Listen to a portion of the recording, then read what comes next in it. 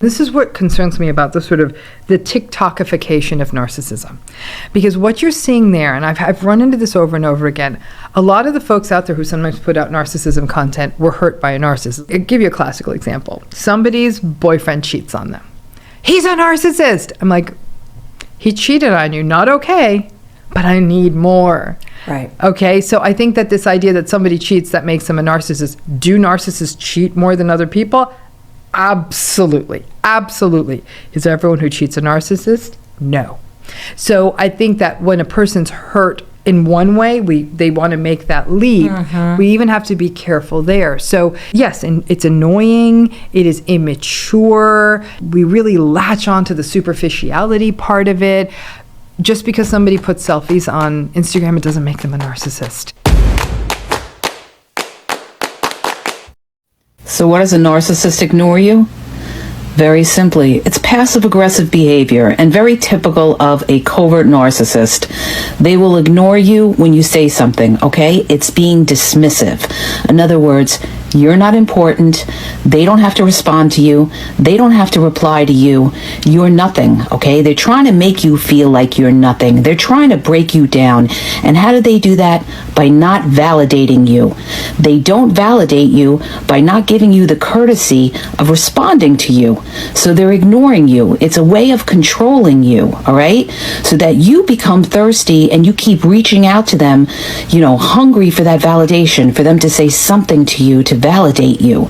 Stop begging the narcissist. If they ignore you, let them be and, let them stay where they gotta stay. 5 signs you have truly defeated a narcissist. Number 1, when you do not fall for their tricks anymore. When a narcissist tries to manipulate you, you can see through them. You can see through their tricks. You know it is predictable behavior. You know it's a child who is going to throw a tantrum like that. You know it's their go-to way and they do not know anything more than that. They're quite immature and stuck in those responses. You do not fall for them because you know there are no more buttons in you to be pushed. There is no emotional response that can be elicited from you. You do what is right. And the right thing here to do is just be silent. Stay silent. Give them nothing at all. And by giving them nothing, you give them actual defeat. Number 2, their absence gives you peace. You have not lost them. You have regained yourself. That is the deepest realization that hits you when you truly win against them. You know that there was nothing to lose. You know that the person you so desperately wanted to be in your life was nothing but an illusion. You tried your best and you got nothing in return. There is nobody to save, there is nobody to revive, there is nothing to rekindle. And when that hits you, you break all the chains that you stay stuck in because of the trauma bonding, and you never ever want them back in your life, or you do not want to do anything with them in any way possible. Number 3, when you realize the trick is not to quit the argument, but it is not to take the bait in the first place. When you're able to recognize the narcissist's attempts to reel you in and to get supply from you, when you know that they want attention, they want validation, they want to feel important. And the only way to do that is to just create chaos. First, they'll try to get positive attention from you. They will try to be under the limelight. But if they can't easily get that, then they will target your anger. They will try to get a reaction out of you so that they will feel powerful. But when you have won against them, you don't give them anything at all. There is no point in justifying yourself.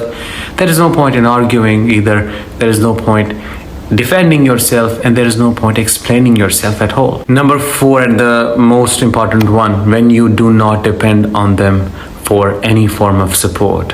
When you do not go running to them, seeking their companionship, because you realize they are ice cold. Their heart is beating, but it is essentially dead. And there is no one home. There is no soul to be connected with. You know that it's better to ask help from a stranger than your own partner or your parent who is a narcissist, because first they will not give it. But if they do offer some help, they will weaponize it against you. They will use it to make you feel guilty, and there will be a transaction. You will have to give something back. Maybe not right now, but in the future. Number 5, when you have found yourself, when you have truly realized that you are not a crazy one, that you are not the person they portrayed you to be, that you are not what they made you see yourself as. The narcissist tried their best to convince you are the one causing all the problems. But when you realize that it was them all along, you set yourself free from the burdens of guilt and shame that you do not have to carry. When you recognize that they are a fool, a stupid, stuck in their own drama, and they are eternally destined to keep repeating the same cycle with different people. Every person they hurt will eventually change and heal, but they will always remain the same, and that is their punishment. I'm doing a live workshop on how to break the trauma bond with a narcissist in 5 practical steps. It's happening on March 2nd and 9th, and I do it only twice a year. The booking is open. You can click the link in bio right now to book your spot. Like I hate you. You bring me nothing but pain and misery. I'm miserable. I feel evil. I've never been evil. I've never been like that.